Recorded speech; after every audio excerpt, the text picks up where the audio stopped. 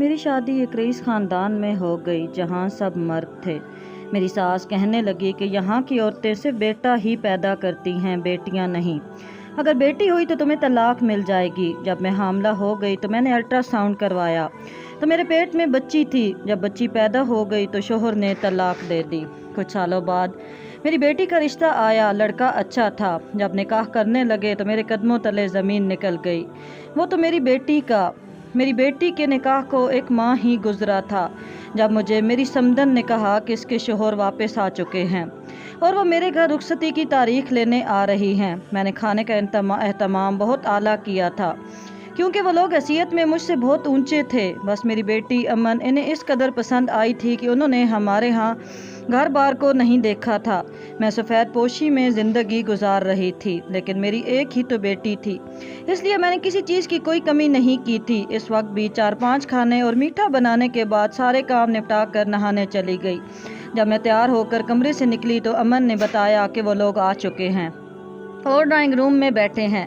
میں نے جلدی سے سر پر دوپٹہ اوڑھا اور ڈرائنگ روم میں چلی گئی، لیکن جیسے ہی میری نظر سامنے بیٹھے شخص پر پڑی تو میرے پیروں تلے زمین نکل گئی۔ میرا دل دھڑکنا بھول گیا، میری آنکھیں پتھرا سی گئیں۔ میں ایک دم بنا آنکھیں جھپکائے شخص کو دیکھ رہی تھی۔ میں شخص کو کیسے بھول سکتی تھی؟ وہ بھی مجھے دیکھ کر اپنی جگہ سے کھڑا ہو چکا تھا۔ اس کے چہرے پر بھی حیرت رقم تھی۔ باقی سب ہماری حالت سے انجان تھے۔ زندگی نے 23 سال بعد کس دوراہے پر مجھے لا کھڑا کیا تھا۔ سامنے کھڑا مجھے حیرت سے دیکھتا شخص میری بیٹی کا سسر تھا اور میرا۔ اس سوچ نے تو مجھے جیتے جی موت میں دھکیل کے رکھ دیا تھا۔ میں چکرا کر وہیں گر گئی تھی۔ جب مجھے ہوش آیا تو امن میرے سامنے کھڑی رو رہی تھی۔ عمار بھی وہیں موجود تھا۔ امن اور عمار کو ایک ساتھ دیکھ کر میری حالت غیر ہونے لگی تھی۔ یہ میں انجانے میں کیا کر بیٹھی تھی؟ مجھ سے یہ کیا ہو گیا تھا؟ میری بے چینی اس وقت بڑھنے لگی۔ میرا تنفس بری طرح سے بگڑنے لگا۔ میرے فشار خون خطرناک حد تک بڑھ چکا تھا۔ مجھے سانس لینے میں بھی گھٹن محسوس ہونے لگی تھی۔ مجھے جلدی سے آکسیجن ماسک لگایا گیا۔ میرے ہاتھ پر انجیکشن لگائے جانے لگے۔ میرا بلڈ پریشر کنٹرول کیا جانے لگا۔ میری آنکھیں پھر سے بند ہو گئیں۔ میں نیم غنودگی میں چلی گئی۔ 2 دن بعد میری حالت کچھ سنبھلی تو امن میرے سرہانے بیٹھی صورتیں پڑھ رہی تھی۔ میری آنکھوں سے قطرہ قطرہ آنسو ایک ایسی اذیت سے نکل رہے تھے کہ گویا آنسو نہ ہو، کوئی آگ سی ہو جو میری آنکھوں کو جلا کر راکھ کر رہی ہو۔ مجھے تو لگا کہ میری زندگی سے آزمائشوں کا سلسلہ ختم ہو چکا ہے، لیکن نہیں، میرے لیے تو ایک کے بعد ایک اذیت تیار تھی۔ اس وقت میں مضمحل سی لیٹی تھی۔ زندگی نے مجھے اس مقام پر لا کھڑا کر دیا تھا جس کے بعد شاید کوئی روشن راہ نہیں بچی تھی۔ اس وقت میں اپنے رب سے یہی دعا کر رہی تھی کہ وہ مجھ سے میرا حافظہ چھین لے، میں اپنی گزشتہ زندگی بھول جاؤں۔ میرے سامنے میری ہی گزشتہ زندگی کسی فلم کی طرح سے چلنے لگی تھی۔ 1 ماہ پہلے کی بات تھی کہ میں نے اپنی بیٹی کا نکاح عمار سے کیا تھا۔ میری بیٹی نے میرا ہی رنگ روپ چڑھایا تھا، وہی گوری رنگت، وہی من موہنا سروپ۔ ایک بہت اچھے گھرانے میں اس کا رشتہ طے ہوا تھا۔ برسوں بعد میرے گھر بھی خوشیوں کے شادیانے بجے تھے۔ میری بیٹی کا نکاح تھا۔ وہ پنک رنگ کی میکسی میں پہننے شہزادی لگ رہی تھی۔ عمار بھی کسی شہزادے سے کم نہ تھا۔ ان دونوں کو دیکھ کر میرے دل سے بس یہی دعا نکلی کہ اللہ میرے بچوں کو بری نظر سے بچائے۔ میری سمدن بھی ان کے صدقے واری ہو رہی تھی۔ میری بیٹی انہیں پہلی نظر میں پسند آ گئی تھی۔ لڑکے کی ضد تھی کہ منگنی کے بجائے نکاح کر دیا جائے، اور وہ رخصتی اس وقت کی جانی تھی جب لڑکے کے والد بیرون ملک سے واپس آتے۔ نکاح سادگی سے سر انجام پایا تھا۔ میری سمدن کے بھائی بھابیاں بھی شامل ہوئی تھیں۔ سسرالی سب رشتہ دار بیرون ملک مقیم تھے۔ نکاح کے بعد سب لوگ جا چکے تھے۔ مجھے لگا کہ میرے کندھوں سے ایک بھاری بوجھ اتر سا گیا ہو۔ میں خود کو پرسکون محسوس کر رہی تھی۔ میں اپنے فرض سے سبکدوش ہو چکی تھی۔ اب سوچ رہی تھی کہ اپنی بیٹی امن کی رخصتی کے بعد اپنے بھائی کے پاس مکہ شریف چلی جاؤں، حج اور عمرے کا فریضہ بھی ادا کر لوں۔ امن کی روز کی عمار سے بات چیت ہونے لگی تھی۔ وہ اس کے نکاح میں تھی، اس لیے زیادہ روک ٹوک تو میں نہیں کی، لیکن بچیوں کا یوں ہر وقت منگیتروں اور منکوہہ سے بات کرنا مجھے پسند نہ تھا۔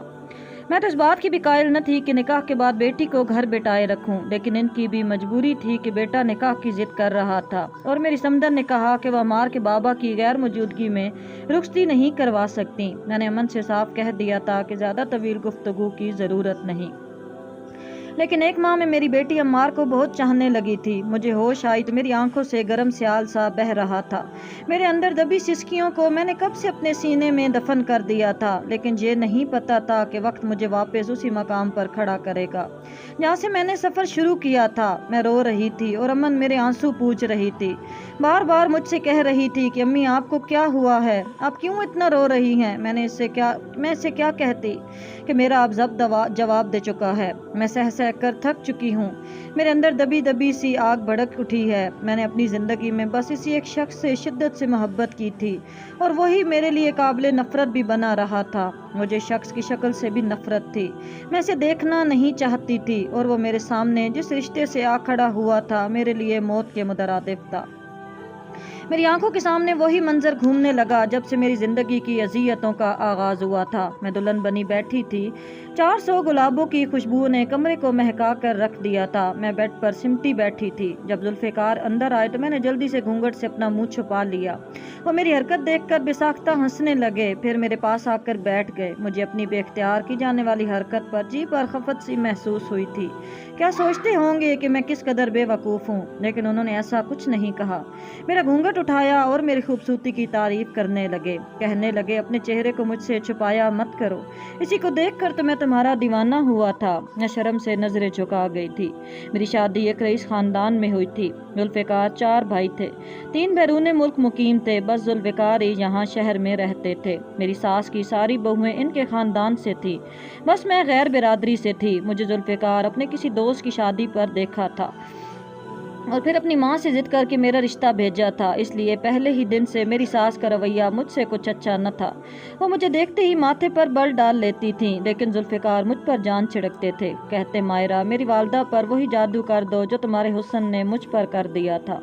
मैं अब इन्हें क्या कहती कि मैं इनकी वालदा की किसी बात को नहीं टालती थी, लेकिन वो फिर भी मुझसे राज़ी नहीं होती थी। एक बार मैं किचन में काम कर रही थी तो मुझसे कहने लगी कि बाहर जाओ और पहले मेरे कमरे की सफाई करो। मैंने चूल्हा बंद किया और बाहर निकल गई।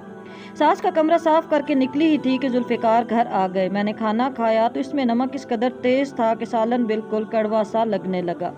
मेरी सास ने मुझे बहुत बातें सुनाई, हालांकि मैंने खाना बिल्कुल ठीक बनाया था। शायद नमक उन्होंने खुद तेज़ किया था, लेकिन मैंने कुछ भी नहीं कह सकती थी। जुल्फ़िकार के मेरे अफसरदा चेहरे को देखा तो कहने लगे, इतना भी बुरा नहीं बना, और चुपचाप वही खाना खाने लगे। मैंने हैरत से देख रही थी वो क्यों इतना बदमज़ा खाना खा रहे हैं।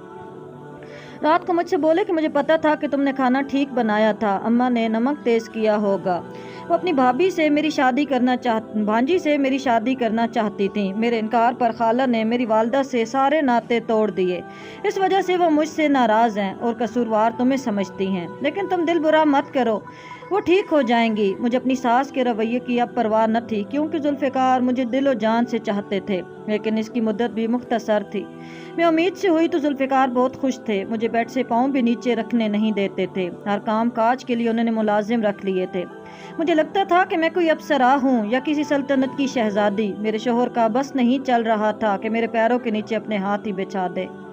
लेकिन मेरे होश उस दिन उड़े जब जुल्फ़िकार ने मुझसे कहा कि मायरा तुम देख लेना, जब हमारा बेटा होगा और पोते को देखकर अम्मी का गुस्सा और नाराज़गी ख़त्म हो जाएगी, वो तुमसे बिल्कुल ठीक हो जाएंगी। मैंने कहा कि ये तो अल्लाह ही बेहतर जानते हैं कि बेटा होगा या बेटी, मेरे लिए तो दोनों ही बराबर है। मेरी बात सुनकर जुल्फ़िकार के चेहरे की मुस्कुराहट गायब हुई थी। वो संजीदगी से मुझसे कहने लगे, नहीं मायरा, बेटी नहीं होनी चाहिए। हमारे ख़ानदान में अब तक सब बहू ने बेटे पैदा किए हैं। मेरे 3 भाइयों के बेटे हैं और मेरी भी कोई बेटी नहीं है। मुझे जुल्फ़िकार की बात सुनकर बहुत हैरत हुई। मैंने कहा, भला इसमें औरत का क्या कमाल है, ये तो अल्लाह की देन है, जिसे चाहे बेटा दे और जिसे चाहे बेटी। मेरा या आपका इस पर कोई इख्तियार नहीं। लेकिन वो कहने लगे कि देख लेना, बेटा ही होगा और बेटा ही होना चाहिए, वरना बहुत बुरा होगा।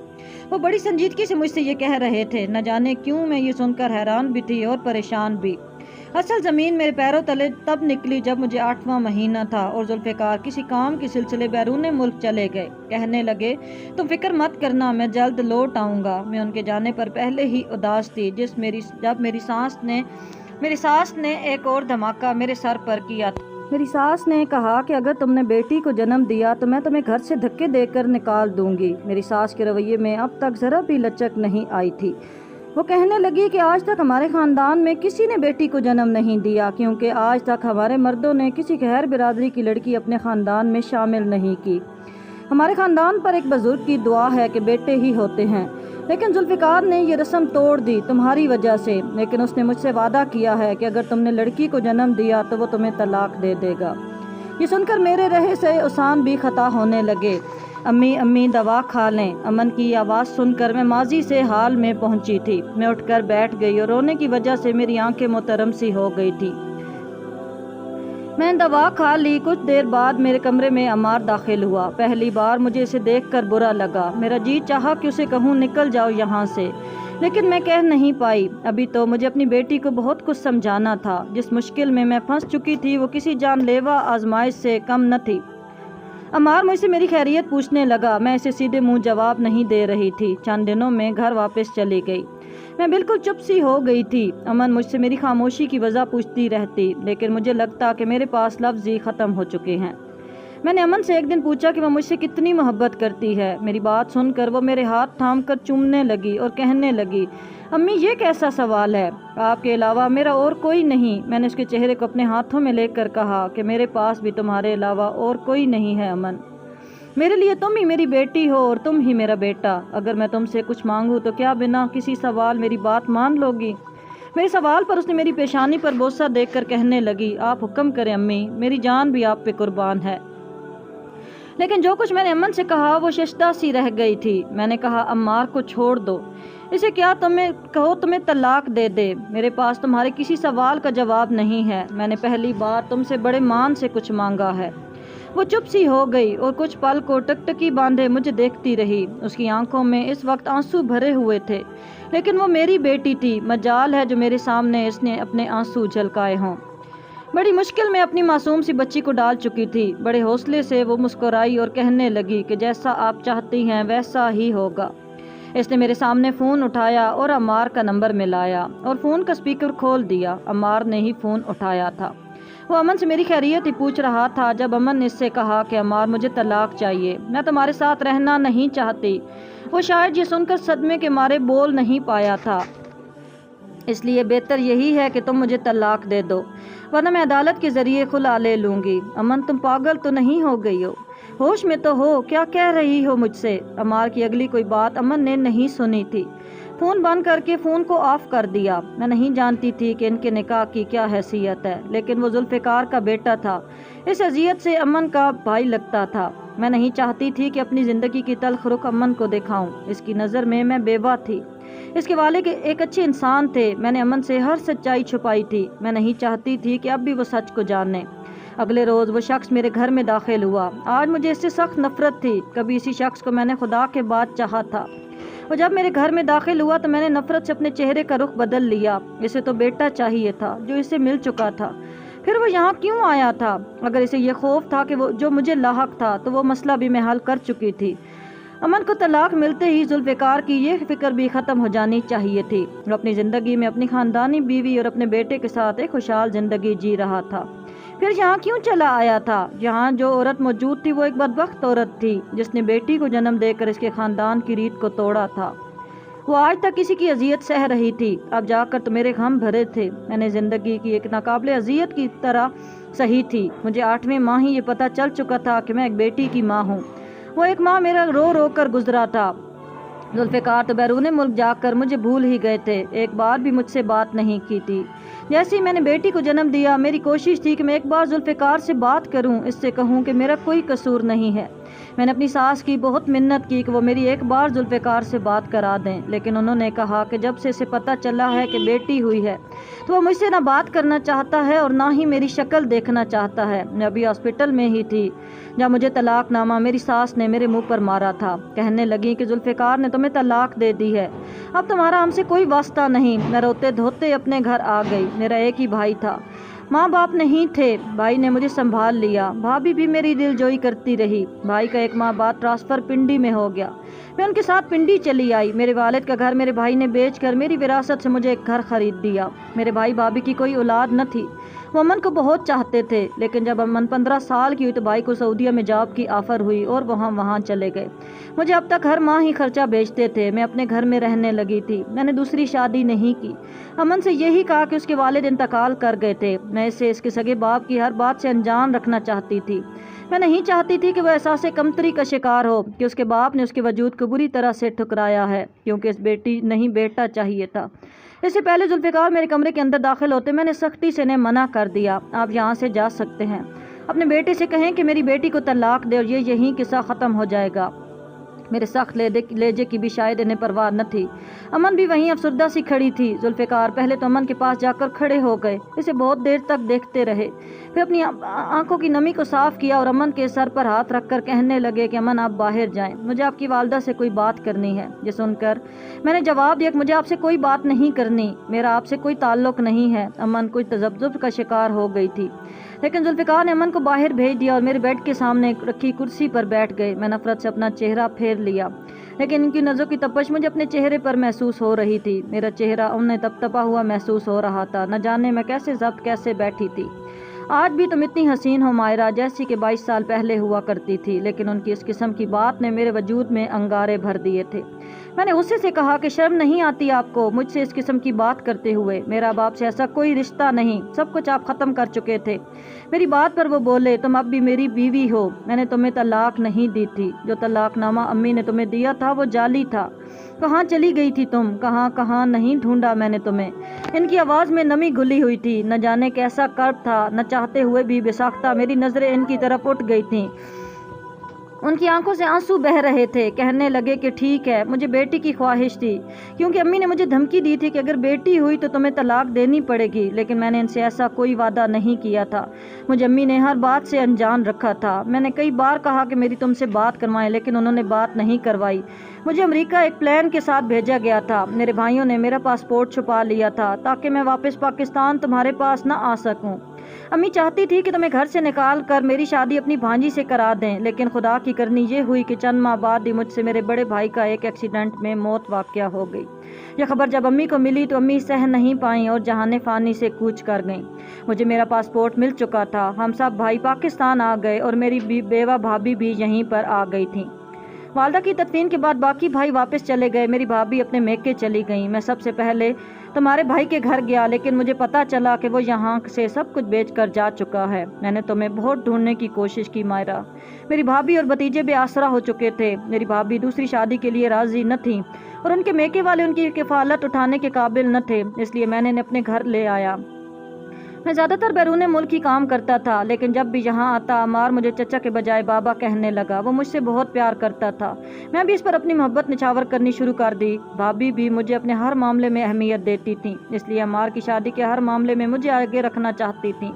لیکن جب میں نے تمہیں دیکھا تو میں اپنی آنکھوں پر یقین کرنا مشکل ہو گیا تھا، کیونکہ تم بھی کسی صدمے کے زیر اثر تھیں، اس لیے بے ہوش ہو گئی تھی۔ میں جانتا تھا کہ تم میری وجہ سے بے ہوش ہوئی ہو، اس لیے میں اسپتال میں تو موجود تھا، لیکن تمہارے سامنے نہیں آیا، کیونکہ تم جب بھی ہوش میں آتی تھی کسی ذہنی ٹینشن کے زیر اثر تمہارا بی پی بار بار شوٹ کر جاتا تھا۔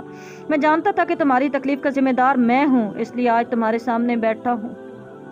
تم جو چاہے وہ سزا مجھے دے دو۔ وہ میرے سامنے ہاتھ جوڑ کر کہنے لگے، عمار میرا بیٹا نہیں ہے، اس لیے میں نہیں چاہتا امن اور عمار کو کسی بھی آزمائش میں ڈالیں۔ ذوالفقار کی آنکھوں سے آنسو بہہ رہے تھے۔ میں نے کیا سزا سناتی؟ اگر میں نے تکلیف برداشت کی تھی تو اذیت تو وہ بھی سہ رہے تھے۔